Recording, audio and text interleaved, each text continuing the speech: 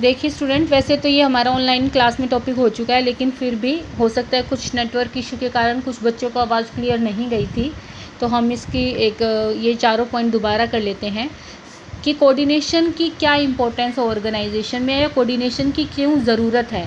हम इसको नीड और इम्पोर्टेंस दोनों कह सकते हैं।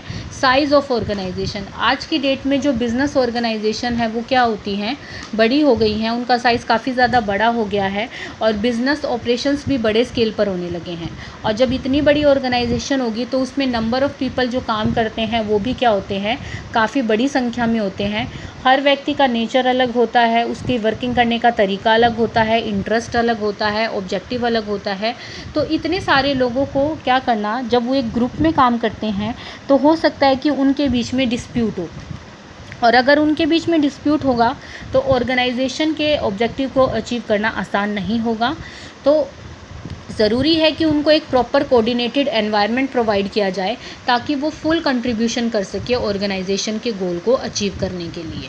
ठीक है, उसके बाद है फंक्शनल डिफरेंशिएशन। फंक्शनल डिफरेंशिएशन का मतलब क्या होता है कि हर डिपार्टमेंट के अलग अलग क्या होते हैं, काम होते हैं। ठीक है, और उनके कामों के बीच में क्या हो सकता है, क्लैशेस हो सकते हैं। जैसे परचेज डिपार्टमेंट का अपना एक ऑब्जेक्टिव है, सेल्स डिपार्टमेंट का अपना एक ऑब्जेक्टिव है, फाइनेंस डिपार्टमेंट का अपना ऑब्जेक्टिव होता है।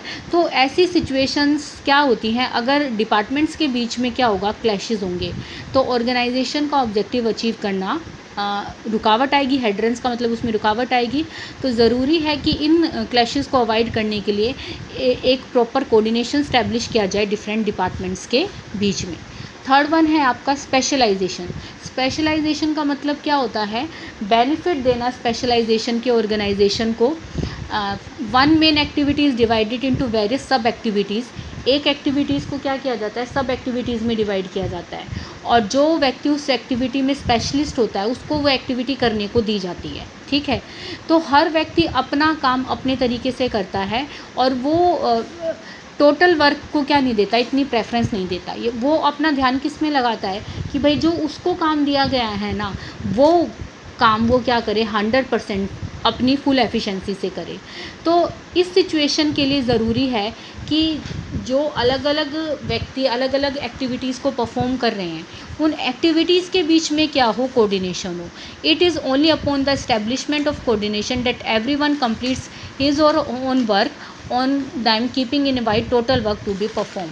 तो ये ज़रूरी है कि वो लोग अपना काम इस तरह से पूरा करें ताकि उनके माइंड में ये भी रहे कि टोटल वर्क कैसे परफॉर्म करना है। ठीक है, और लास्ट वन है इंटरडिपेंडेंस ऑफ डिफरेंट प्रोसेसेस। यानी कि जो एक ऑर्गेनाइजेशन होते हैं उसमें अलग अलग प्रोसेस होते हैं। जैसे मैन्युफैक्चरिंग यूनिट है तो उनके अलग अलग प्रोसेस होते हैं ना, तो वो प्रोसेस एक दूसरे पर क्या होते हैं, इंटरडिपेंडेंट होते हैं। और जब वो एक दूसरे पर डिपेंड है तो ज़रूरी है उनके बीच में क्या होना, कोऑर्डिनेशन की ज़रूरत होना बहुत ज़्यादा ज़रूरी है। ठीक है।